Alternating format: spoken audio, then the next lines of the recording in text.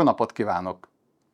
Welcome to Innovation, a bridge to a sustainable gas future, the official IGRC2027 Budapest podcast, a show where we talk about the current state and the future of a global and sustainable natural gas industry.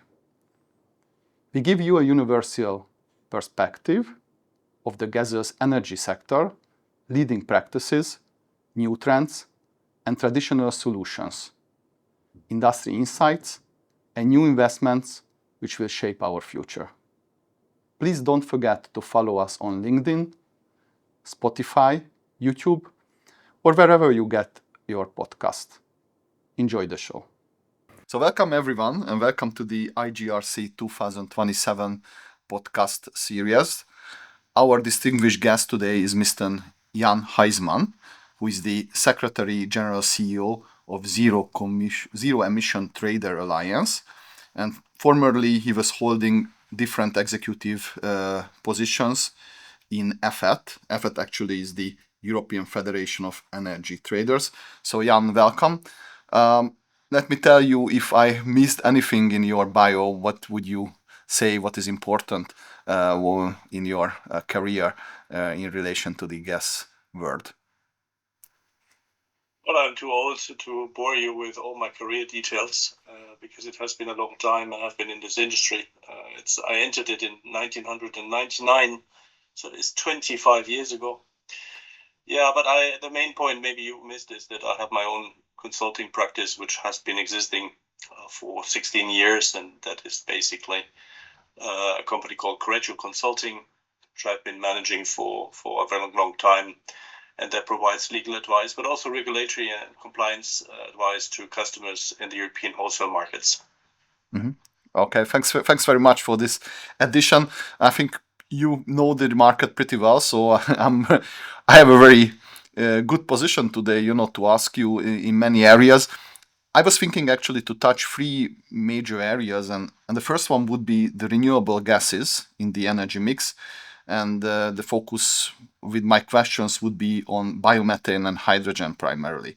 So the first question I would ask you, that I assume that both biogas and the green hydrogen are more expensive energy sources than traditional natural gas under normal circumstances. What would be the best system to give incentive to the industrial players to produce more of these products? And how can we ensure to have a market for them? What is your view here? Well, there's a difference between biogas and green hydrogen. Biogas is obviously something we're producing as a side product of our agricultural activities. That is something that is not expensive. It is actually a side product, so it comes, if you wish, for free. What needs to be paid for is the processing of it and, so to say, bringing it into the grid. Whereas green hydrogen is a different animal. That is an animal which requires substantial subsidies in order to come off the ground. So here we have a situation where the usual hydrogen that has been existing for a long time as an industrial gas is meant to scale up to replace natural gas.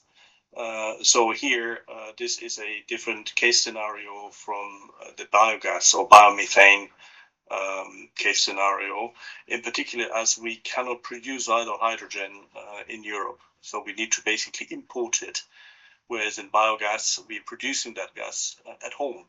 We don't need to import that from other countries, whereas the hydrogen, it is obviously not enough what our own production facilities currently will give, and the European Commission is very ambitious, as usual, in terms of green hydrogen. 10 million tons by 2030 is the target there, and that is something that is going to be very challenging, to put it diplomatically. So there is no possibility to scale up the import of green hydrogen to that level by the given date. Mm-hmm. So do you see from security supply of you biogas to be a better option? Because as you said, this is basically produced locally versus the hydrogen which is imported basically to the continent. Yeah, I mean, in security of supply purposes, obviously biogas is a welcome element. Look at it as a niche product. If you look at biogas in respective of the national gas consumption of Europe, it is a very, very small percentage. But over the years, it could scale up, certainly, if we do it well and give incentives, as you say. So this is also a question, what could these incentives be? I think certainly the biogas should become tradable. This is it. So far, we do not have a European market for biomethane. There are national markets that are fragmented. There's various certificate systems that don't compete. They're competing with each other. There is not a possibility to actually separate out the green attribute of the gas from the commodity itself. So there are a number of issues also in terms of wrong regulation or regulation not enabling trade, I should better say, that has put limits to biogas markets in Europe. The green hydrogen is a different story. Green hydrogen is fairly expensive to produce in Europe. It's better to produce it in places like the Gulf countries or Saudi Arabia, simply because of the fact that there is a lot of sunshine there. And the sunshine comes at a very cheap price in terms of electricity generation. And with that renewable electricity, you can then export green hydrogen to places in Europe. But this equally is not so easy as it looks like, because ultimately you would need to lignify it, and the sort of shipments that can come through the Suez canals are dangerous in terms of transportation risks. So all of that comes also with a certain logistics risk that is attached to the import of hydrogen or green hydrogen, both actually, into Europe. So what is seen there, that there is a lot of push by the European Commission. It is a little bit this dream of reducing or diversifying the supply by reducing the Russian part of the supply in natural gas that is driving it. And so far also the conflict in Ukraine has further fueled this hydrogen hype, as I would call it. Yes. But hydrogen has a lot of advantages. It has advantages that could, over time, replace a lot of industrial processes. So it has the potential. The question is only how to bring it there and how much will it cost. Now, looking back at what happened in the electricity, for example, we have seen in the year 2000, 2005, some form of contracts for difference that were financed ultimately by the end customer that have enabled some countries in Europe to come up with very high percentages of renewable electricity. Here I'm thinking notably of the Scandinavian countries, Germany, Netherlands, Belgium, and so on. So these countries have had a fairly high percentage of renewable electricity. Now, that came obviously at a price. The consumer paid for that, ultimately. And that means you have a certain division in Europe between rich and poor. Rich countries can afford this, whereas poor countries have more difficulties to afford this or need to find a different way of financing it. So there is this division that is clearly visible today. That also explaining why in some countries renewable energy is so much more advanced than it is in others. But ultimately, it's the way forward. Of course, it is. We need to pollute less. We all see climate change happening. The question is only how you want to do this and how do you do it in a way that doesn't necessarily also deindustrialize our countries, because we still need jobs in the future. So this is this dilemma. You have a dilemma between energy supply or security of supply, and then you need the pricing needs to be right. It needs to be commercially viable, and ultimately it needs to also work in terms of decarbonization. This is the third dilemma. We would like to reduce our carbon footprint in the world, and this is what the European Commission has been very persistently pushing for through their Green Deal, consisting of multiple carbon legislation programs that have been put into place and now covering more and more industrial sectors. So it is not longer only electricity. It is indeed now also other markets, construction markets, car markets, etc. And now the European Commission with CBAM is also looking abroad. So they're looking to address climate leakage through a regulation that is not longer applicable to goods that are produced inside the European Union, but it's applicable to goods coming into the European Union from outside. So this is now a much enlarged sort of application of these ideas. And how do you see the demand drive? Is the demand driven by the voluntary kind of a demand? I mean, some people would like to buy green sources because they want to show to their customers that they are green, or is it driven by the regulatory side or the political side for either biogas or green hydrogen? What do you think? What is the main driver here? The main driver is the demand because of mandatory aims which companies need to fulfill. Companies only act if they have to, not because they want to look good. So voluntary systems of any sort that have no mandatory targets for certain industries to decarbonize will have a much less impact or no impact in the worst case compared to mandatory systems that we have in Europe, where you have basically a cap and trade system, the ETS system, that basically provides for binding targets to bring down the carbon emissions every year by a certain percentage, and then broken down to various industries. Companies need a carrot and a stick. They need to get incentives if they do it. They need to get the stick if they don't live up to these targets. So then they have to then pay for emission rights. So this is or pay penalties. This is what is the only way of moving an economy, because obviously companies all over the world function the same way. They want to have the cheapest price for the best quality they can deliver, and no one spends money for beauty programs other than on one day where there is a special event. But the effect of these sort of one day cosmetic events is limited. Very limited. I see. Regarding the biogas usage, what is your view? What is the best way to use the biogas? Shall we use it locally, where we produce, or shall we make from biogas, or shall we turn the biogas into biomethane and put the methane into the grid? So which way do you think the world will change in Europe? It may even go different ways, depending on how the countries are set up, how their gas system is set up. Generally, it is true for electricity and for gas, the local consumption is always the best.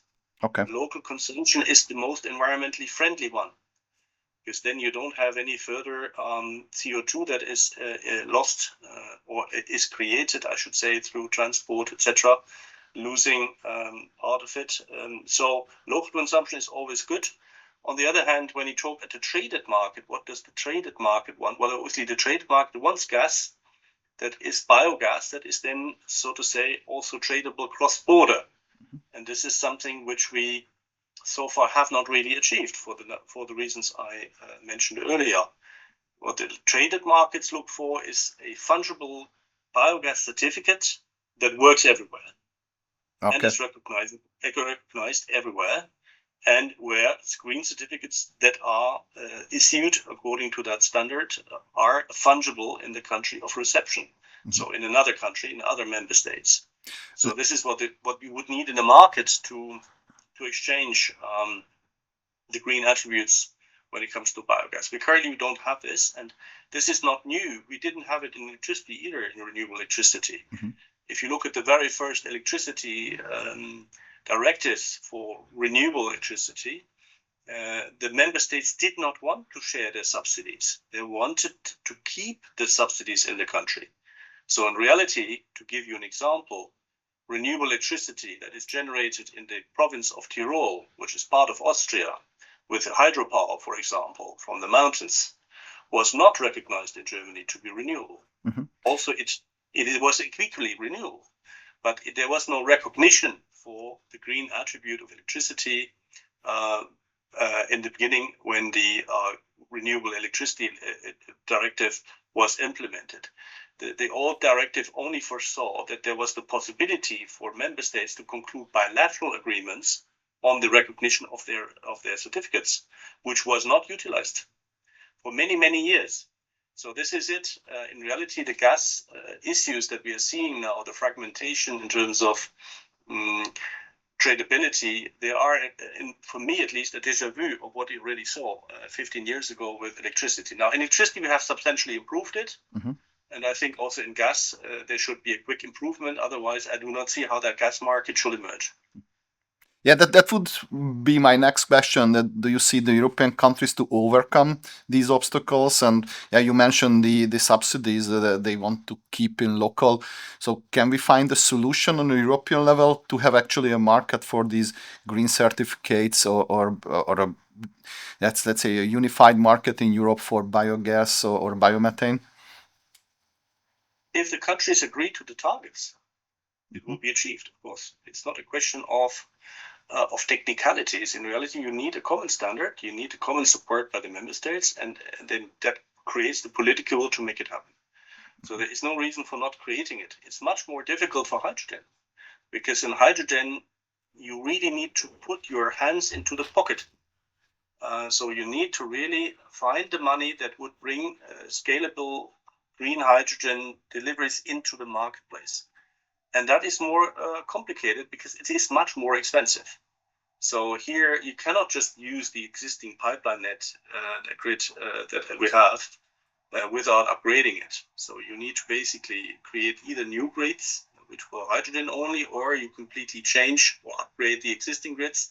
That means also not use them any longer for natural gas, because the transportation of hydrogen is different, is according to different conditions compared to natural gas. So you cannot just mix this endlessly. You could obviously mix it for a while. Mm-hmm. I think probably there will be some mixing in the beginning, but ultimately you need to decide what you want to do. Either you transport hydrogen or you transport natural gas. Mm-hmm. And that makes it just so much more complicated. And we have seen in the European Union limited amounts available for these programs. There was the Hydrogen Bank. This was an initiative of the European Commission. But I mean, with 800 million or 600 million, you just not get this done for European Union. You would need billions in order to do this in an appropriate manner. That money has so far not been put on the table. And looking a little bit at the recession on the continent, that the big economies in Europe, with Germany being probably the top, is in a deep recession. So ultimately, I do not see that the money that would be required will be so easily available.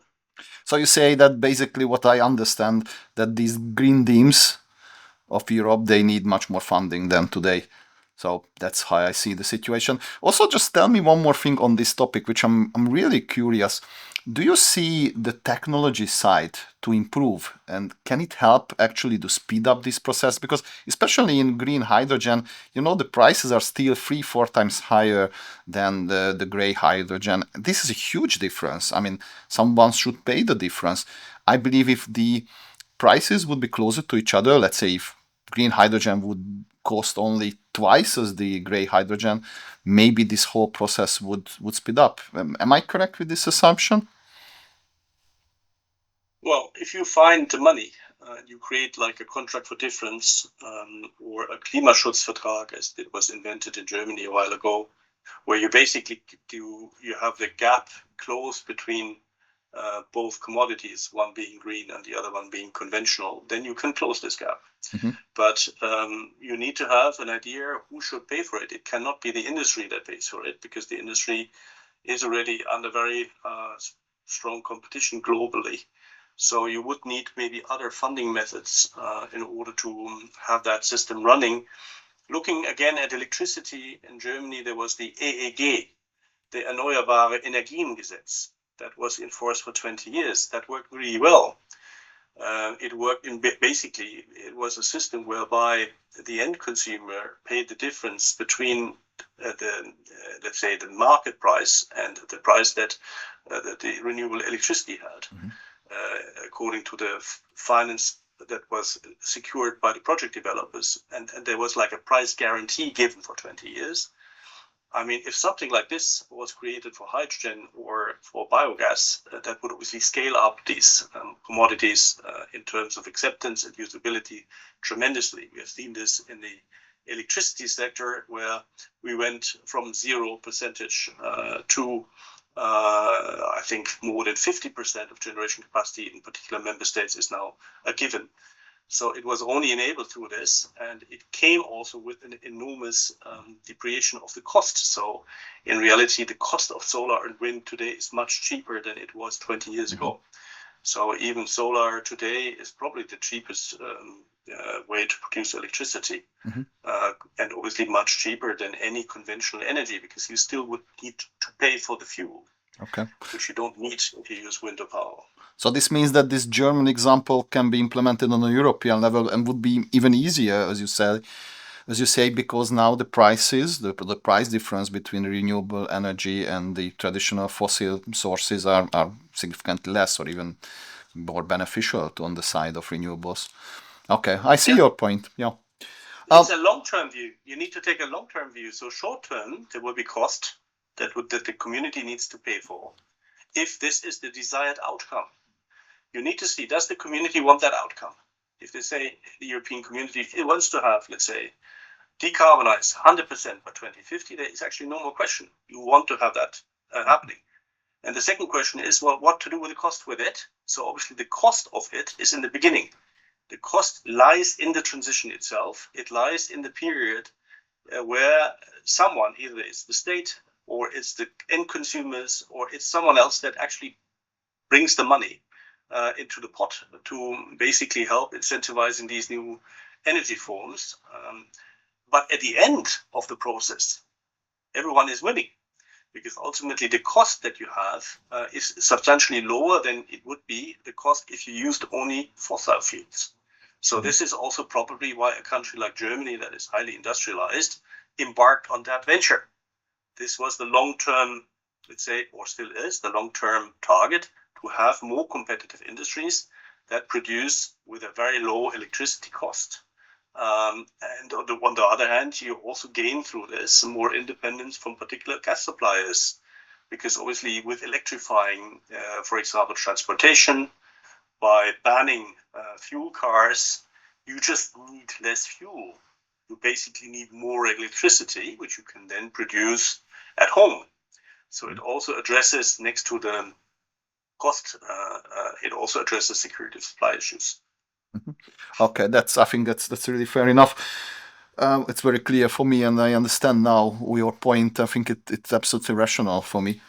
Let's turn to the second topic I want to discuss with you. This is the developing contractual agreements among energy traders in the gas industry. So what do you think, Jan? What is the key challenge now on the European energy markets from the perspective of energy trading?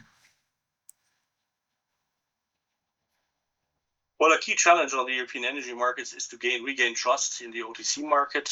We have seen a lot of volumes going into the exchanges as a consequence of COVID and the credit crisis that was created through COVID. So a lot of the volumes that were previously traded OTC, that requires credit windows and trust in your counterparts, has been, let's say, shifted to the exchanges. So I think the European energy markets need to regain the trust in the OTC market, as it may be a much better, or let's say a very good way to basically trade electricity and gas OTC and more flexible, in a more flexible way compared to trading of electricity and gas on an exchange. This simply has to do that the exchange products are always standard products, whereas OTC you can have flexible arrangements as you see it fit. So there is actually much more things that you can do OTC compared to the exchanges, but it requires obviously the trust into the credit system, which we have seen shrinking dramatically in the last 5-6 years, notably since after COVID, really. And which participants in this trading can add the most to regain this confidence? Is it the banking system, the financial providers, or the regulators, or the government? So which side should improve their work in order to have again a functional gas and electricity market in Europe? I mean, the base rule for that one, in terms of response, obviously, you will not be surprised to hear that I will tell you the less government action is the better. Mm-hmm. So the less intervention of governments in particular markets, the better it is for the markets to gain trust in themselves.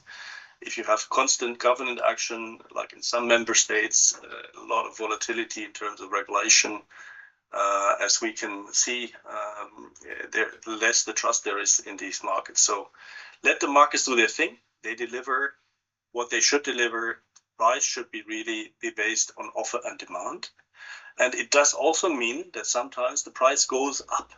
Mm-hmm. So if you see what happened after the Russian induced supply crisis in 22, the market did what it had to do. It pushed the price up because there was a scarcity of the commodity. This is the price signal the market needs to send if it works. And the way that the electricity market or the merit order curve work have then produced a ripple-on effect for the electricity prices. And that created then a flurry of actions of various European governments that the markets don't work. Well, the market worked perfectly. Mm-hmm. What didn't work was obviously the underlying political or geopolitics that came into play. So this is what didn't work, and that had as a ripple-on effect, then also the price volatility. So sometimes politicians always exchange the consequence with the cause. Mm-hmm. The cause was not that markets don't work.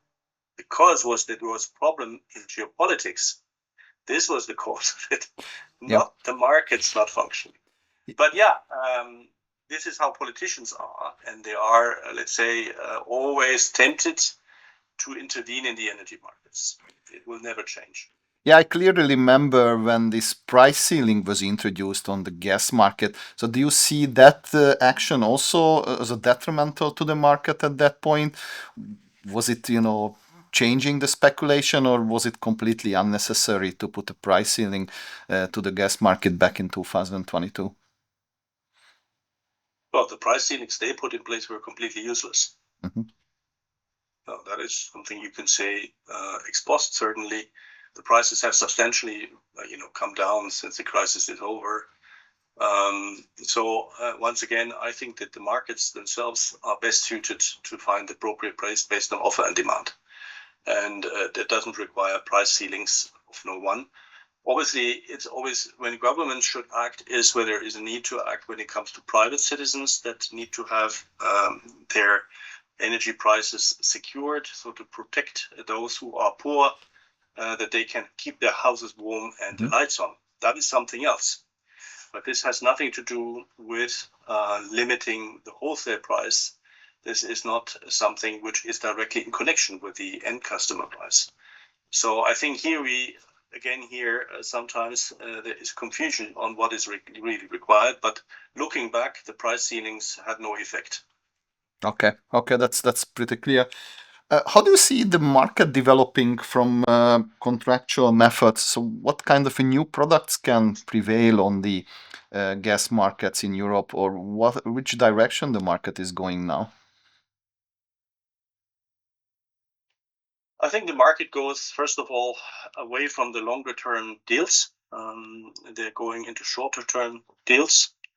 There is no more appetite to take on price risks for 20 years with some supplier that obviously wants to sell the volumes for a long time. What we have seen is that these long-term agreements are running out and not replaced. They are replaced, I should say, by much shorter-term agreements, sales agreements. We see an emergence of LNG because of the disruptions of the pipeline supplies from Russia. Obviously, of course, these volumes had to be replaced. So you see, let's say, a much more LNG coming into Europe compared to before, which was not possible before, because the pipeline gas that arrived from Russia, but also from Algeria and other producing countries like Norway, was always cheaper than the LNG. Mm-hmm. This is why the LNG never had any chance to compete with that pipeline gas that supplied the European Union so well over so many years. It is only because of the disruption that the LNG then could come in, and obviously this comes at a price. But on the other hand, what is the gain from it? Obviously, then you have obviously a gain to more suppliers. You still have LNG ships that come from Qatar, or you come from America or other places that normally would not offload their LNG in Europe. But if you make it attractive for them due to the prices, then obviously they come here. So this is what is also a general trend next to the shorter tenure of contracts. What certainly also comes back again and again is flexibility in gas. So that is something we see also in the electricity sector. Generally, it is observed that many of the trends that are set up in the electricity sector, they come to the gas industry just a little later. But similar here, we're looking at storage, how to effectively have enough gas in store. This has to do with security of supply, which we need to guarantee for the citizens of the European Union. So therefore, the European Commission has prescribed storage levels that are obligatory in the various member states to make sure that enough gas is in store to bring them through the winter in particular. So that is a system that actually works well. So we see today that actually the storage levels are higher than they were before. And that means, as a consequence, that there is a better security of supply compared to the situation before. Okay. Looking, the global market for LNG, we expect a huge increase in the supply. Does it also mean that LNG will be the crucial, the primary source of natural gas in the future for Europe? Or what do you see over here? And do you see the LNG to be the marginal price driver? Because what I understood from your words, now LNG is the one which is driving the prices because that's the marginal source. So I presume that it also determines the marginal price for the gas markets in Europe. Am I correct with this kind of an assumption?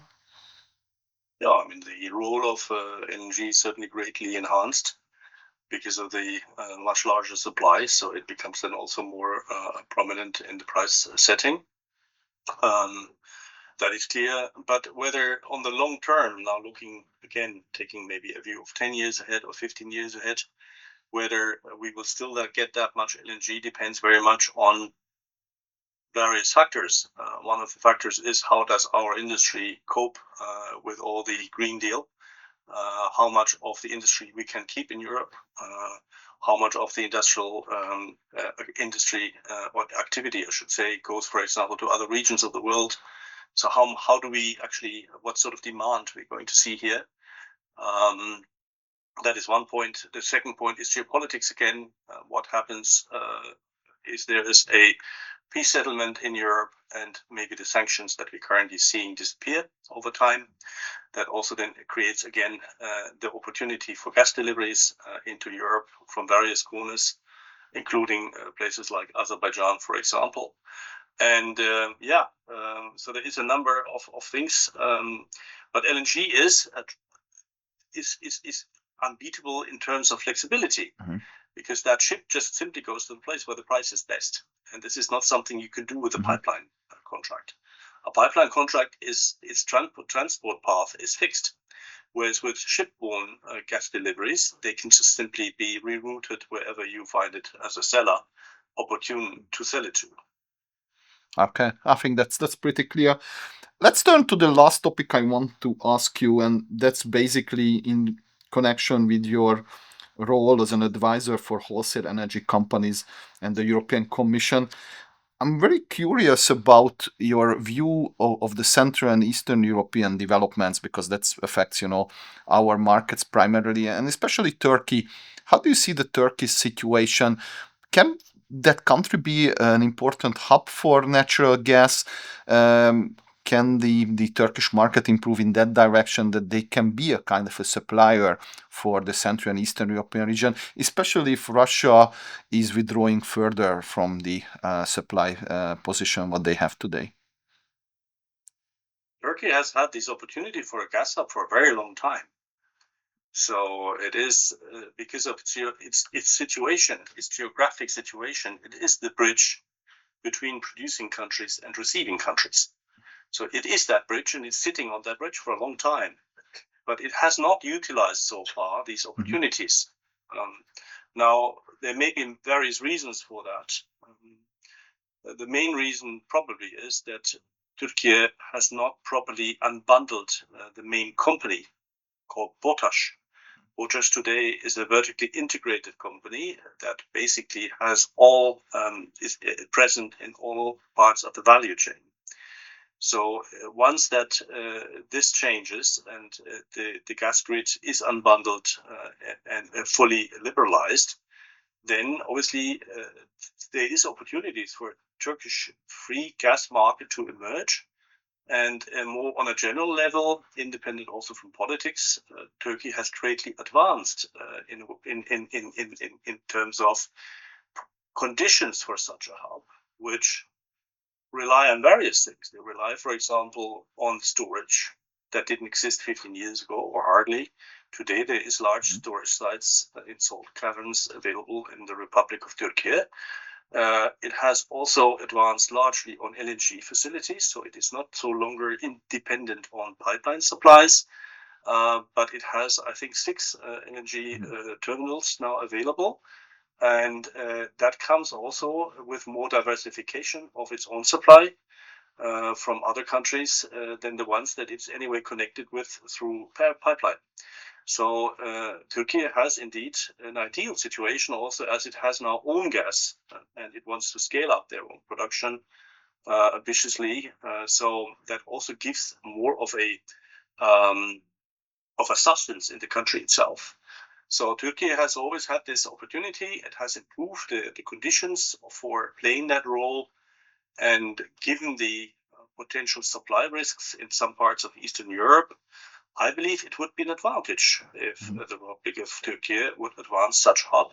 And I would see it as a national project, so it would not really be seen this as a project done for certain producers, but I would rather see it as a means for Turkey to become more competitive and play a more important role in terms of marketplace than they currently do in terms of gas. And I suppose the recent political issues, the recent political happenings like the fall of the Syrian regime may also help these efforts. Am I correct with this assumption, or do you see this to help Turkey to become a very important trading and distribution hub for natural gas? That depends on political decisions, ultimately. Someone needs to take the decision to do that. Once that decision is taken, it's going to happen. Turkey has a very good connection with Azerbaijan, a country that is not so far from Turkey. It has a connection with Russian suppliers through the Turk Stream pipeline, and it has also, let's say, a pipeline with Iran, plus all the LNG facilities they have. So there is plenty of interconnection with Bulgaria. There's an interconnection with Greece. So there are a number of factors from a purely logistics side. Looking at hubs, you always need to see what does it really require for a hub. We have seen this in Europe. It needs logistics, so it needs pipeline meeting point. Okay. That's where, for example, the Central European Gas Hub became important, because it was a meeting point for the gas that brings the EU stream, that brings the gas from the east of Europe or Russia ultimately into the west of Europe. So, and then you have from Baumgarten, which is the place where the pipelines meet, various pipelines, one going to Hungary, one going to Italy, one going to Germany, etc. So you have various countries that were actually connected to that point. So you need the logistics. Second, you need the gas.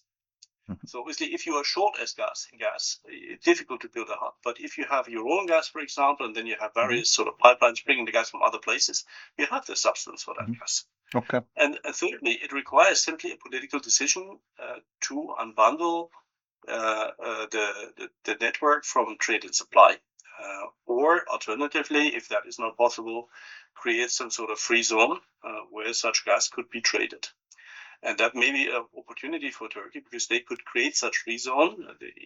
They are created everywhere around the world, where, for example, also English law or international law would apply, or where also currency risks could be eliminated. I see your points. Just a final question on this topic. Would the European Union support these Turkish efforts in order to diversify away from the Russian gas? I remember clearly, like 15, 20 years ago, OMV, the Austrian oil and gas company, supported the Nabucco initiative, which was basically would take, the gas from this direction to the direction of the European Union. So, what would be the European Union's view on the Turkish efforts to become an important gas hub and potential trading center for the European gas? Maybe you're asking the wrong person, because I do not represent the European Commission and don't work there. But let's say what the European Union at current circumstances do not want is another outlet for Russian gas. But the gas hub doesn't create new outlets. The outlet is anyway there. It simply creates a more transparent way to transact and a more transparency in the trade that happens there that is currently not there. So this is maybe one point. On the other hand, the European Union needs Turkey, and Turkey has this contact also with Azerbaijan, which is actually a main supplier of Europe through the Shah Deniz field. And therefore, I think the European Union has made it very clear, and there were several delegations going to Baku over the last 2 years, expressing the wish of the European Commission to have more gas from Azerbaijan. And that gas will have to travel to Turkey first. So in order to get into Europe, it needs to go through Turkey. And that means there is opportunity, even increased opportunity for a gas hub in this place. And I don't know what the current situation is in Brussels in terms of thinking, but these are my views. Yeah, I think that's was really fair and very clear. Mr. Haizmann, thank you very much for your insightful information. I think it was a really pleasure for me to talk with you, and I really learned a lot on this industry and on the certain topics of biogas, green hydrogen trading, and the potential of Turkey as a gas hub for the future. Thank you very much again. It was a pleasure. Thank you for having me. Thank you. Bye-bye. Bye-bye. Thank you for listening to our podcast. Stay tuned for the upcoming episodes of IGRC 2027 Budapest podcast.